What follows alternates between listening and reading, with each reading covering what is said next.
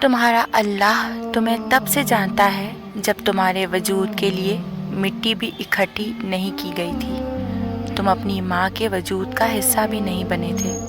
وہ تمہیں تب سے جانتا ہے کہ یہ میرا بندہ ہے، اس نے تمہارا ایک ایک جوڑ بہت محبت سے بنایا ہے۔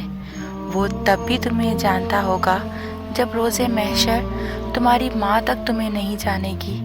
اللہ تمہیں کبھی بھی نہیں بھولتا، نہ تب بھولا جب تمہیں اپنے نام کی زندگی دی، نہ تب بھولے گا جب تمہیں موت دے گا۔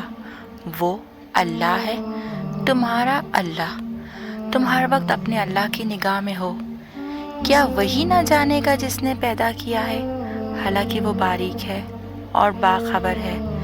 تم ابھی جس مقام پر ہو وہ اللہ پاک کے منصوبے کا ایک حصہ ہے، اور اس سے گزر کر تمہارے لیے وہ سب ہے جو تم مانگتے ہو۔ یہ بے سکونی اور یہ الجھن تمہیں اللہ پاک تک واپس لے جانے کے لیے ہے۔ تم زندگی کے جس مرحلے پر ابھی کھڑے ہو اسی میں اللہ پاک کی رضا ہے۔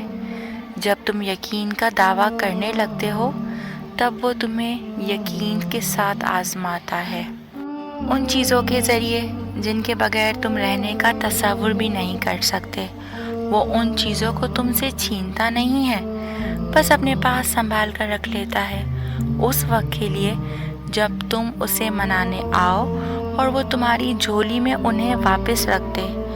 وہ تو تمہیں دینے کے بہانے ڈھونڈتا ہے، پھر تم اس سے مانگتے ہوئے کیوں تھک گئے ہو؟ یہ ٹھوکریں تو معجزوں کی دین ہوتی ہیں، یہ زخم اس کے ایک کن سے بھر جایا کرتے ہیں۔ اس نے تمہیں نصیب کے جھیلے میں اسی لیے ڈال رکھا ہے تاکہ تم جان سکو کہ دعائیں اس نے بے وجہ نہیں بنائیں۔ تم اسے خوش کر کے تو دیکھو جو تمہیں خوش کرنے میں لگا رہتا ہے۔ تم اس کے سامنے سر جھکا کر تو دیکھو، وہ سارے معجزے تمہارے قدموں میں لے آئے گا، اور ایسا تو کچھ بھی نہیں جو اس کے کن کے بغیر بھی نہ ہو سکے۔